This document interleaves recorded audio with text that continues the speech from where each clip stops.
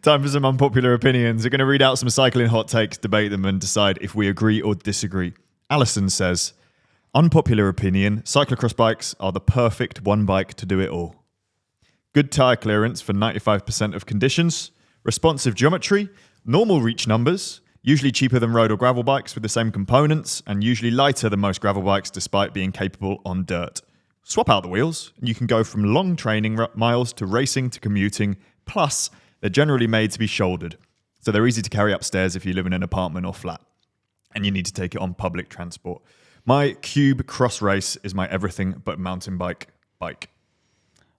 What is very clear is that Alison is a very experienced cyclist and has a very good understanding of the difference between the two. So I'm going to have to take her opinion very seriously. But she's wrong. Well, yeah. In many ways, she is right. But I guess a lot of... So how to explain this? A pedigree proper race cyclocross bike is a compromised bike in various ways. However, bikes these days, and even cross bikes these days, are not what they used to be even 10 years ago. So historically, an actual racing cyclocross bike wouldn't even have mounts for bottle cages. They typically do these days. As correctly pointed out, the cables are usually run over the top of the top tube so that if you have it on your shoulder, the cables don't dig in. Basically, everything's integrated now or wireless, so that doesn't really have an impact anymore either. The biggest issue with the pedigree race bike is the bottom bracket would typically be higher, which means that you are less likely to strike the ground when you're racing, which can make the bike a bit unpleasant to use and a bit less stable. The geometry is typically very much road racing geometry, and often the tyre clearance is built around 33mm tyres, which is what they race cyclocross on, so you can't actually often put big tyres in them. The caveat to all this is the cyclocross bikes they're basically making now address some, if not all, of those issues, but in my opinion, a gravel or an endurance bike is going to be a better solution for most people because it will have more relaxed geometry, which is probably a good thing. The wheelbase will likely be longer, which is always going to be a good thing if you're doing off-road riding. It will still ride really, really good on-road. I love the idea where she's talking about having two wheel sets or at least changing tyres for different conditions, because we talk about that a lot of the time. In theory, if the majority of your riding is road, a cyclocross bike will probably be all right for most of your riding. I have nothing to add. Very succinct. Very, very good Thank job, you. Jimmy. Yeah, I guess it also depends what like do it all actually means for you, doesn't it? And if you prefer endurance geometry versus something more nimble. It's a very difficult thing to say because these things are subjective. I think the right bike is the one that gets you out riding the most. We always say that. And if it sounds like that is what this is for her. Yeah, totally. So for this statement, it sounds like it's exactly true for her. But generally, all road is kind of the category that's kind of filling this now, isn't it? Yeah, totally. And just gravel in general. And like I have a cyclocross bike that is a pedigree racing cyclocross bike, the Cannondale Super X, which I resprayed in green, and I think it makes a really good road bike. I don't think it necessarily makes a really good off-road bike or more like a proper gravel bike. I wouldn't want to go bike packing on it because it feels quite delicate. It feels quite, it's fast, it's agile, it's nimble. It feels racy. It is a great bike and I use it, but like I said, I use it more like a road bike than I do an off-road bike. But also is that splitting hairs a bit? Also, if you want, she's mentioned value. It's usually cheaper than a gravel or road bike. If you are interested in value, if you want one bike to do it all, are you willing to... You have to make some compromises, surely. I don't think I agree with usually cheaper than a road or gravel bike. Okay, I don't know if that's true or not. I think they're probably going to be comparable in most cases. There's going to be a lot more availability in a gravel bike than there is a cross bike. And typically cross bikes, because they are so race focused, don't have small sizes. Or lower end models now. That as well, The big brands they've turned all of their, if they're using the same name, which some of them are, like specialized the crux was a cross bike. Now it's now a gravel bike. yeah. And it's a big tire, big clearance thing. And it's, long wheelbase. It's not a cross bike. A lot of the big brands don't make a cross bike. Or when they do, I think Cannondale still do one, but it's like really high end only. Cube's one is interesting though. I was trying to figure out the tire clearance on there to see if they've actually stuck to 33 mm. They I think they have. Have yeah. they? Yeah. Wow. So I think you can fit. The internet suggesting you can fit slightly bigger tires, but it's built around. It's designed around 33. Officially 33. Yeah. Right. Yeah. Like there's a photo of it with the 33. So they only sell it with 33 mil tires, and there's a photo of the front of the fork, and it's like there's just about. It's right race clearance. Yeah. Cross racers will love it.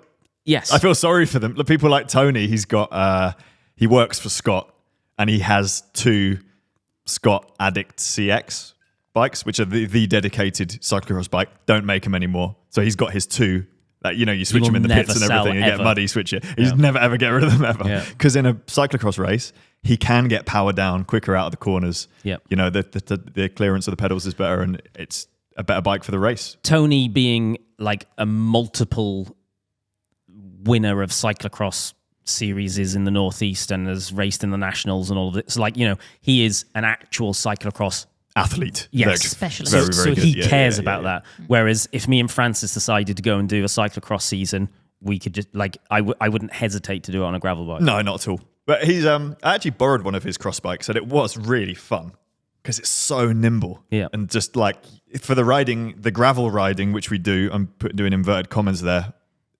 It's not gravel riding. It's loads of mud and like slippy, sloppy little turns, mountain bike trail, almost mountain bike trail. And it was a great bike for that. It was really fun. And if you want to have fun, choose what is fun. I think you hit the nail on the head. It just comes down to ride what gets you riding, isn't it? Mm. There isn't an answer. There isn't a one size fits all. There isn't, because none of us are the same. Yeah. Okay, next one. James says, unpopular opinion, the fashionable white shoes, white socks and white helmet combination isn't cool. I personally think it looks a bit naff. It's totally impractical with our battered British country roads too. Discuss. But yeah, it's totally impractical, but it is cool. Just like smoking is impractical, but it is cool. That's quite a good one. I like that. I wouldn't do. I try to wear a white helmet occasionally, and I look like a mushroom. Yeah. Maybe I'm just choosing the wrong ones. It's not for me. You know Nick, who sits in this seat sometimes, bike shop mechanic Nick. Yep. He's got the biggest head I've ever seen in the world. I thought he wears a size small helmet. Does he? How does that fit there? So I ended up riding home without a helmet the other day, off road. Arguably worse. Uphill, very slowly. It's fine. I survived. And he was like, "Oh, I'll lend you a helmet. Because I was in the bike shop. And every helmet he brought out, I'm like, nope, it just sat like that.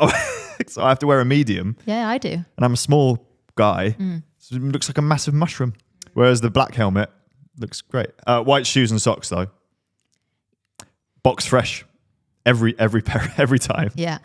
I see other people with white helmets on and think it looks cool, and then I put it on my head and I'm like, ooh. I think it's because, when you've got dark hair as well, you're not used to seeing like a massive white thing on top of your head. I think that's what it is. It's just a shock. Yeah. Yeah.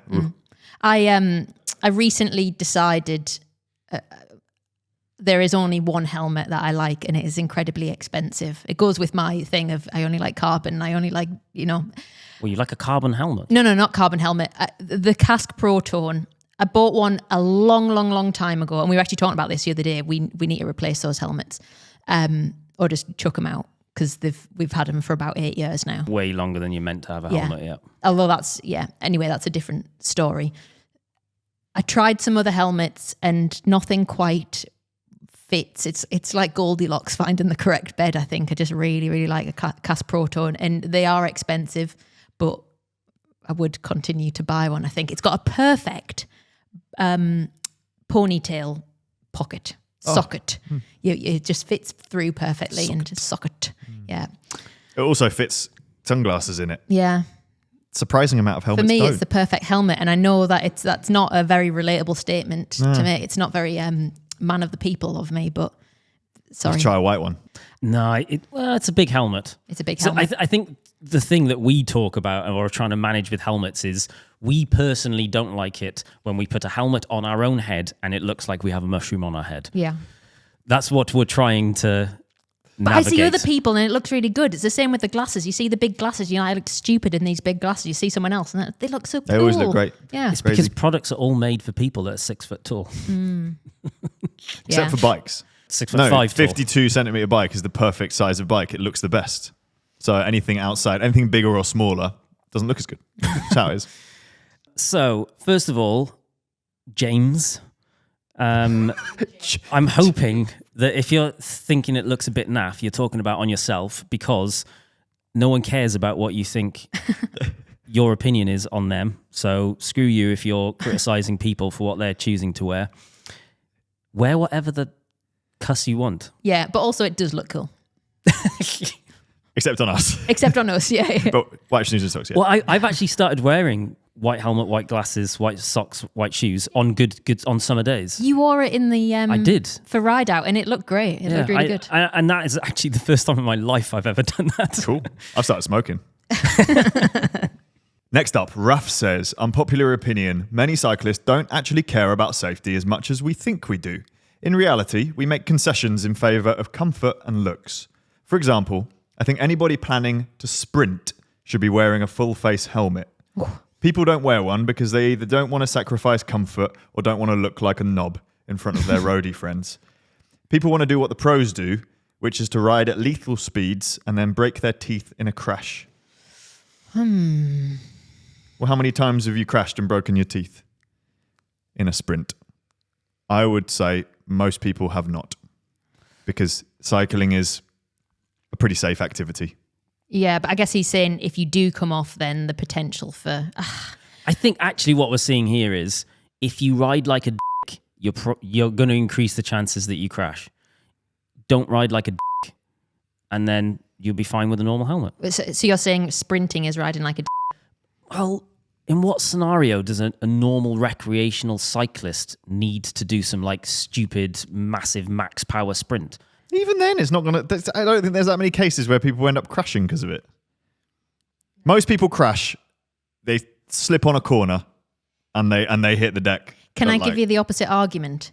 That kind of sounds like saying, I don't crash that much in my car, so I don't need an airbag. I think the idea is that when you do impact at high speed, the devastation it could cause to yourself would be big. So that's why an airbag exists. That's why a full face helmet would exist. So I used to work with someone that used to commute by bike, classic commuter bike, hybrid, flat bar, and he used to wear a full face helmet, or like one of those like motocrossy kind of ones. So it didn't have a visor, but it had like a chin, the bit which goes over your chin and your mouth. So I guess that is classed as a full face, isn't it? But not like a lockdown visor at the front. And he used to ride with one of them because for some reason he used to crash all of the time and land on his face. Oh. So he basically went through about 3 times in 6 months. He would like get to work and he would just have like grazes down his face. He's like, yeah, I crashed. But he wanted to keep riding bikes, so we got a full face and carried on riding and enjoyed it. Some people just crash more than others, don't they? Yeah. It seems that way. Yeah. Maybe it's like an inner ear imbalance thing or something. I think in some ways, actually, he's probably right, but I think you'd have a hard time convincing everyone to wear a full face helmet. I think if it's your personal safety, you decide. You know what I mean? Mm-hmm. Like it bothers me less. Which is why helmet use should always be a choice. Sure. The thing here, which he absolutely is correct on, is that cyclists prioritize looks over the correct thing. Yeah, it's the same argument as gloves, isn't it? And in that, I mean buying the uber aggressive aero bike when actually it's going to be less enjoyable to ride than the bike which is more suitable, and buying shoes that are horribly uncomfortable but look good, and tolerating those things instead of buying products that are actually appropriate for them and enjoyable. And some of the issue with that comes from cycling stuff is really expensive, and you only really learn this stuff in hindsight.